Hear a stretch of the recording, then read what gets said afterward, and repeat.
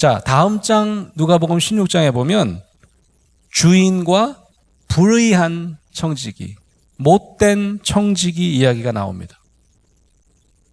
소제목이 불의한 청지기 이렇게 되어 있어요. 성경에 보면. 15장과 비유하면 아주 흥미롭습니다. 16장의 이 못된 청지기는 마치 15장 힘없는 아버지 비유에 나오는 못된 둘째 아들 같습니다. 이 둘째 아들처럼 주인의 재산을 몰래 빼돌리고 탕진하는 이야기가 나옵니다. 거의 탕자 같은 청지기가 나오는 거예요. 이걸 주인이 알아차렸습니다. 이 몰래 빼돌리는 거 알아차렸어요.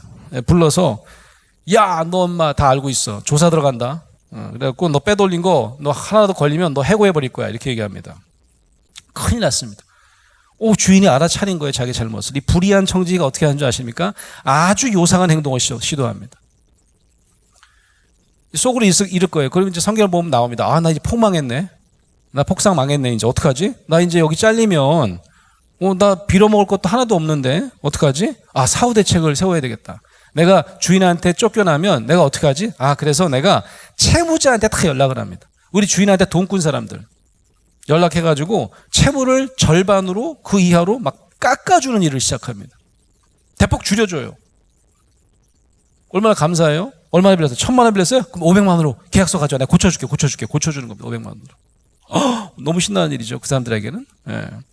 아마 청지기가 그때 당시에 주인이 워낙 철저하게 신뢰하고 믿었기 때문에 계약을 직접 주인이 해야 되는데 그걸 청지기가 대신 체결하거나 혹은 지금과 같이 재계약 체결권도 아마 청지기에 줬는 모양입니다. 그러니까 이제 이렇게 계약을 체결해 주면 어떻게 되겠어요? 너무너무 고마워가지고 내가 이제 청지기가 혹시 이제 잘리면 너 옛날에 내가 잘해줬잖아. 너 1,000만 원인가 나 500만 원 깎아줬잖아. 나 돈 좀 줘. 그럼 그때 어떻게 해요? 잘해줄 거 아니겠어요. 그래서 그런 얍삽한 생각을 가지고 그런 짓을 벌이는 겁니다. 결국 잘 생각하면 아직 안 잘렸으니까 아직 남아있는 청지기의 권한을 남용해서 지금 주인의 재산, 그 지 돈이에요, 그거? 자기 돈 아니잖아요. 주인의 재산을 낭비하고 지금 주인에게 해를 입히는 행동을 하고 있는 겁니다. 그래서 자신의 이제 살 길을 확보하려는 모습이죠. 아마 주인이 나중에 그걸 알면 어떻게 될까요? 그때 이미 청지기 권한이 남아있을 때 한 거기 때문에 물르지도 못할 거예요. 가짜다 그거. 아마 소송 걸지도 못할 거예요. 주인은 얼마나 난감할까요? 소송도 못하고. 내가 1,000만 원 빌려줬는데 500만 원으로 고쳐놓은 거예요. 그 자식이. 일반적인 상식으로 보면 어떤 상태일까요? 이 주인은. 완전 뚜껑 열리는 상태 아닙니까? 저 같으면 아예 그냥 어떻게 해야 되죠 그거? 그냥 자살내야 되는 거 아니겠습니까? 주인의 반응이 진짜 이상합니다. 정말 이상한 주인이에요. 오늘 요절 말씀 제가 읽어볼게요. 주인이 이 옳지 않은 청지기가, 불의한 청지기가 이를 지혜 있게 하였으므로 칭찬하였으니 이 세대의 아들들이 자기 시대에 있어서는 빛의 아들들보다 더 지혜로움이라. 제가 좀 이따 빛의 아들이 뭔지를 좀 설명해 볼게요.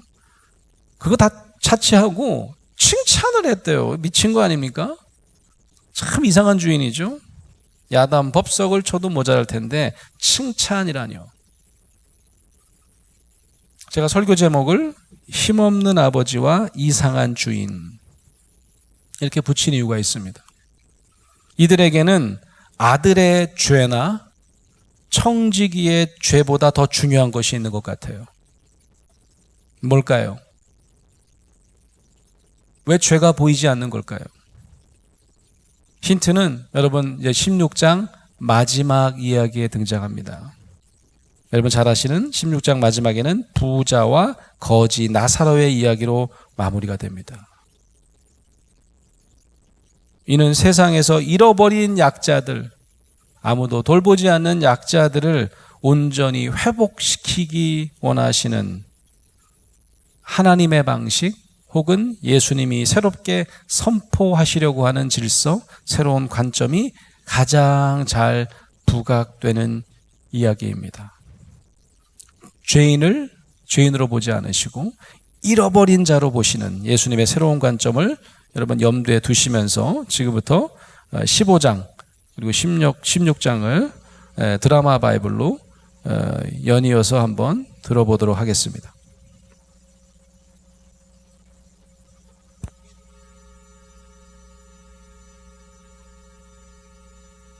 제15장. 모든 세리와 죄인들이 말씀을 들으러 가까이 나아오니 바리새인과 서기관들이 수군거려 이르되 이 사람이 죄인을 영접하고 음식을 같이 먹는다 하더라. 예수께서 그들에게 이 비유로 이르시되 너희 중에 어떤 사람이 양 100마리가 있는데 그 중에 하나를 잃으면 99마리를 들에 두고 그 잃은 것을 찾아내기까지 찾아다니지 아니하겠느냐.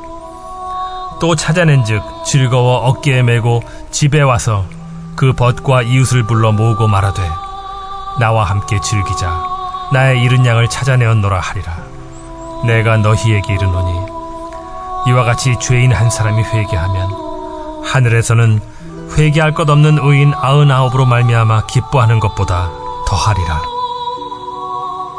어떤 여자가 10 드라크마가 있는데 하나를 잃으면 등불을 켜고 집을 쓸며 찾아내기까지 부지런히 찾지 아니하겠느냐. 또 찾아낸즉 벗과 이웃을 불러 모으고 말하되 나와 함께 즐기자. 잃은 드라크마를 찾아내었노라 하리라. 내가 너희에게 이르노니 이와 같이 죄인 한 사람이 회개하면 하나님의 사자들 앞에 기쁨이 되느니라. 어떤 사람에게 2 아들이 있는데 그 둘째가 아버지에게 말하되 아버지여 재산 중에서 내게 돌아올 분깃을 내게 주소서 하는지라. 아버지가 그 살림을 각각 나눠주었더니 그 후 며칠이 안 되어 둘째 아들이 재물을 다 모아가지고 먼 나라에 가 거기서 허랑방탕하여 그 재산을 낭비하더니 다 없앤 후 그 나라에 크게 흉년이 들어 그가 비로소 궁핍한지라. 가서 그 나라 백성 중 한 사람에게 붙여 사니 그가 그를 들로 보내어 돼지를 치게 하였는데 그가 돼지 먹는 쥐엄 열매로 배를 채우고자 하되 주는 자가 없는지라. 이에 스스로 돌이켜 이르되 내 아버지에게는 양식이 풍족한 품꾼이 얼마나 많은가. 나는 여기서 줄여 죽는구나. 내가 일어나 아버지께 가서 이르기를 아버지, 내가 하늘과 아버지께 죄를 지었사오니 지금부터는 아버지의 아들이라 일컬음을 감당하지 못하겠나이다. 나를 품꾼의 하나로 보소서 하리라 하고 이에 일어나서 아버지께로 돌아가니라. 아직도 거리가 먼데 아버지가 그를 보고 측은히 여겨 달려가 목을 안고 입을 맞추니 아들이 이르되 아버지, 내가 하늘과 아버지께 죄를 지었사오니 지금부터는 아버지의 아들이라 일컬음을 감당하지 못하겠나이다 하나 아버지는 종들에게 이르되 제일 좋은 옷을 내어다가 입히고 손에 가락지를 끼우고 발에 신을 신기라. 그리고 살찐 송아지를 끌어다가 잡으라. 우리가 먹고 즐기자. 이 내 아들은 죽었다가 다시 살아났으며 내가 잃었다가 다시 얻었노라 하니 그들이 즐거워하더라. 맏아들은 밭에 있다가 돌아와 집에 가까이 왔을 때 풍악과 춤추는 소리를 듣고 한 종을 불러 이 무슨 일인가 물은데 대답하되 당신의 동생이 돌아왔음에 당신의 아버지가 건강한 그를 다시 맞아들이게 됨으로 인하여 살찐 송아지를 잡았나이다 하니 그가 노하여 들어가고자 하지 아니하거늘 아버지가 나와서 고난데 아버지께 대답하여 이르되 내가 여러 해 아버지를 섬겨 명을 어김이 없거늘 내게는 염소 새끼라도 주어 나와 내 벗으로 즐기게 하신 일이 없더니 아버지의 살림을 장녀들과 함께 삼켜버린 이 아들이 돌아오매 이를 위하여 살찐 송아지를 잡으셨나이다. 아버지가 이르되 예, 너는 항상 나와 함께 있으니 내 것이 다 네 것이로되 이 내 동생은 죽었다가 살아났으며 내가 잃었다가 얻었기로 우리가 즐거워하고 기뻐하는 것이 마땅하다 하니라.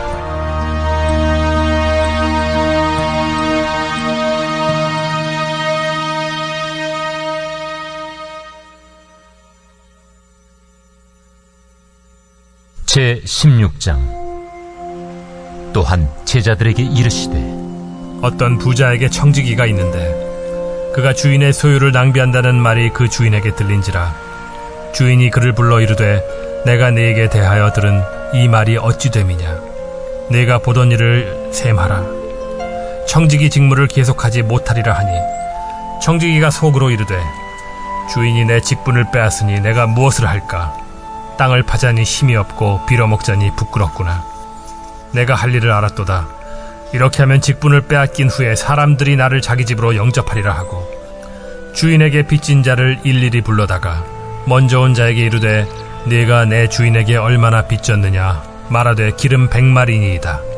이르되 여기 네 증서를 가지고 빨리 앉아 50이라 쓰라 하고 또 다른 이에게 이르되 너는 얼마나 빚졌느냐 이르되 밀 100석이니이다. 이르되 여기 네 증서를 가지고 80이라 쓰라 하였는지라.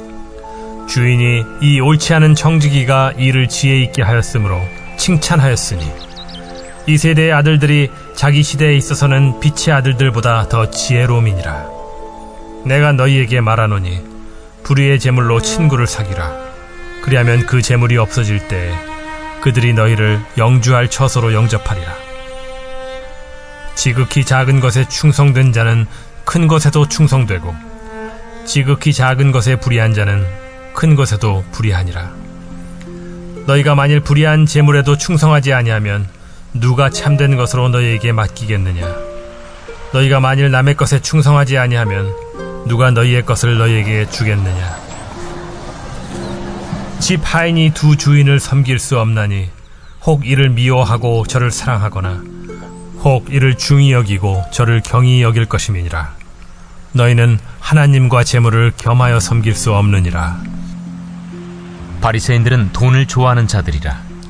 이 모든 것을 듣고 비웃거늘 예수께서 이르시되 너희는 사람 앞에서 스스로 옳다 하는 자들이나 너희 마음을 하나님께서 아시나니 사람 중에 높임을 받는 그것은 하나님 앞에 미움을 받는 것이니라. 율법과 선지자는 요한의 때까지요 그 후부터는 하나님 나라의 복음이 전파되어 사람마다 그리로 침입하느니라.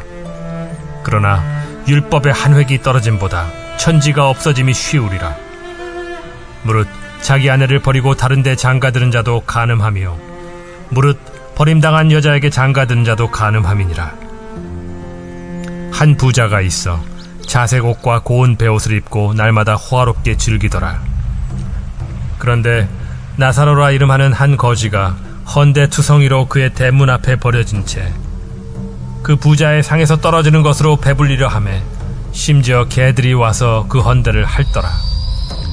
이에 그 거지가 죽어 천사들에게 받들려 아브라함의 품에 들어가고 부자도 죽어 장사되매 그가 음부에서 고통 중에 눈을 들어 멀리 아브라함과 그의 품에 있는 나사로를 보고 불러 이르되 아버지 아브라함이여 나를 긍휼히 여기사 나사로를 보내어 그 손가락 끝에 물을 찍어 내 혀를 서늘하게 하소서. 내가 이 불꽃 가운데서 괴로워하나이다.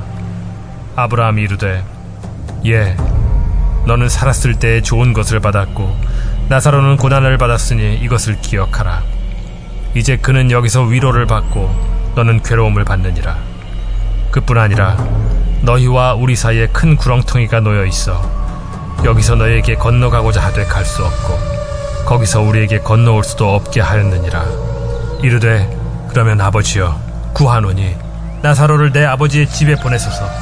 내 형제 5이 있으니 그들에게 증언하게 하여 그들로 이 고통받는 곳에 오지 않게 하소서.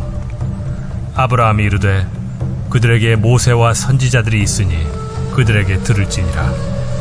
이르되 그렇지 아니하니이다. 아버지 아브라함이여 만일 죽은 자에게서 그들에게 가는 자가 있으면 회개하리이다.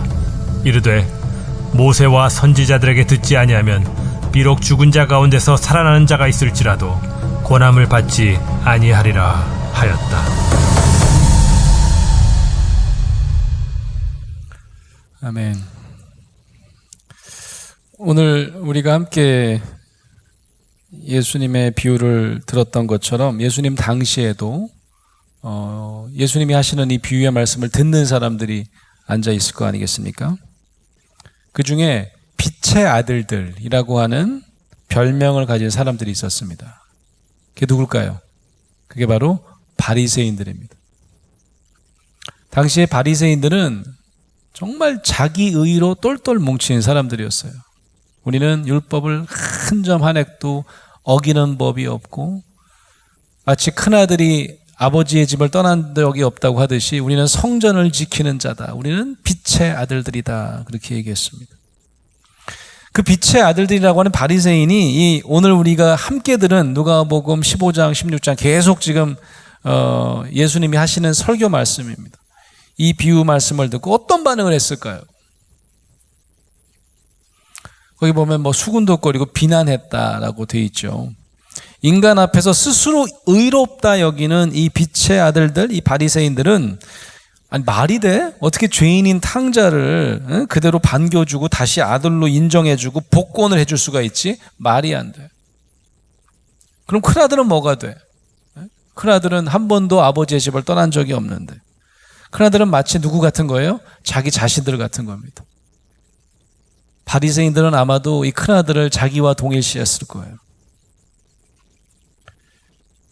어쩌면 큰아들이 뭔 죄가 있어, 억울하잖아, 난 집을 떠난 적도 없는데 라고 하는 억울한 마음이 들게 하기 위해서 예수님께서는 이 비유의 말씀을 하시는 겁니다.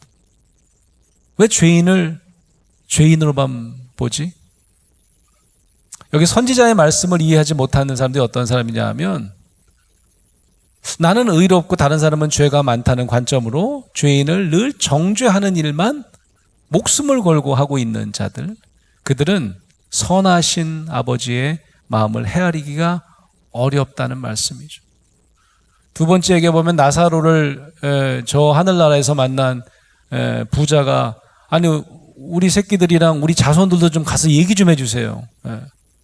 이미 하나님의 말씀이, 선지자의 말씀이 그걸 증거하고 있는데 그를 제대로 이해하지 못하는 사람들, 그런 사람들에 대한 굉장히 소중한 비유입니다. 이 큰아들이 놓치고 있는 게 하나가 있죠.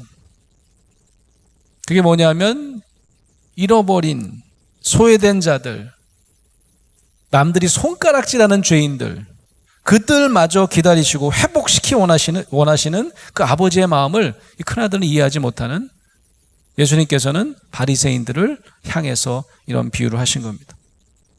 결국 요즘에 뭐 내로남불이란 말 굉장히 많이 쓰던데 나는 의인이고 다른 사람들 모두 죄인이라고 하는 이런 구도로는 이러한 예수님의 새로운 질서, 예수님의 새로운 관점을 도저히 이해할 수 없었던 것입니다. 그래서 이해를 한번 해보실까요? 왜 불의한 옳지 않은 청지기를 칭찬하신 거죠? 이 주인의 관점도 마찬가지입니다. 이 이상한 주인도 마찬가지입니다. 심지어 뭐라고 얘기합니까? 불의한 재물로 친구를 사귀라, 이렇게 중간에 나오죠. 그게 무슨 말이에요? 불의한 재물일지라도 실제로 소외된 친구, 예수님들이 놀던 친구들이 다 어떤 사람이냐면 세상에서 죄인이라고 놀지 않는 사람들이었습니다. 저 배척하는 대상들이었습니다. 그런 사람들을 회복시키는 거, 이게 가장 중요한 복음의 핵심이다, 이렇게 말씀하시는 거죠. 비유의 초점은 청지기가 아니라 주인에게 있는 것입니다. 주인이 청지기를 지혜롭다고 칭찬한 것은 우리가 언뜻 보기엔 참으로 이상하지만, 세상의 질서로는 말도 안 되는 거지만 그 주인의 무한한 선함을 드러내고 있는 것입니다. 결국 주인의 재산은 줄어들었습니다. 그렇지만 기뻐하는 거예요. 채무로 고통받는 이들에게 선을 행한 것은 궁극적으로 주인의 기쁨을 가져다 준 것이고, 그 불의한 청지기는 지 살려낭으로 그렇게 했지만 결과로 그들을 도왔기 때문에 칭찬받을 만하다는 것입니다. 결국 불의한 재물도 선한 주인, 선한 아버지 하나님의 것이기 때문에 결국 자신을 위해서가 아니라 다른 사람을 위해서 사용될 때 그것은 하나님의 뜻이 이 땅에 실현되는 일이라고 예수님은 선포하고 계시는 겁니다. 여기 보면 재물을 좋아하는 바리새인은 끝까지 이해를 못하는 거죠. 세상의 질서에 빠져 있는 사람은 이해하지 못하는 거죠. 아들의 죄를 무조건 그냥 앉은 자리에서 탕감해주고 잔치를 베푸는 힘없는 아버지나 불의한 청지기 행동을 따끔하게 야단치지 않고 지혜롭다 칭찬한 주인이 이해가 안 될 수밖에 없습니다. 여러분은 어떠십니까? 여러분은 우리를 죄인으로 보지 아니하시고 우리를 이해하기 위해서, 우리를 회복시키기 위해서, 우리를 잃어버린 자로 보시며 우리를 기다리시는 그분의 마음을 헤아리십니까?